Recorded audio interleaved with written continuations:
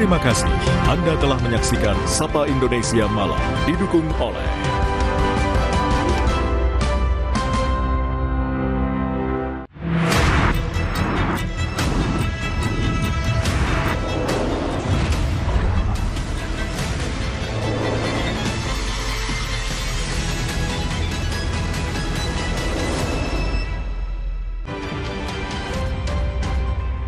Kompas Update dipersembahkan oleh Entrasol. Anda menyaksikan Kompas Update pukul 20 waktu Indonesia Barat, saya Asri Gunawan. 2 hari setelah PBB menyatakan Gaza alami bencana kelaparan, bantuan dari dunia internasional terus dikirim melalui udara.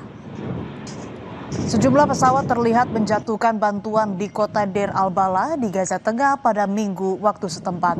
Tantangan bagi warga Palestina tak hanya sekadar kekurangan makanan, tapi militer Israel yang diduga menyerang lokasi bantuan. Setidaknya 33 warga Palestina tewas akibat tembakan tentara Israel pada Sabtu saat berlindung di tenda dan mencari makanan.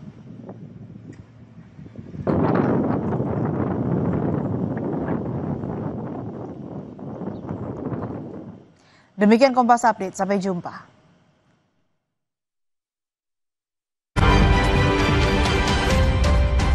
Kompas Update dipersembahkan oleh Prenagen.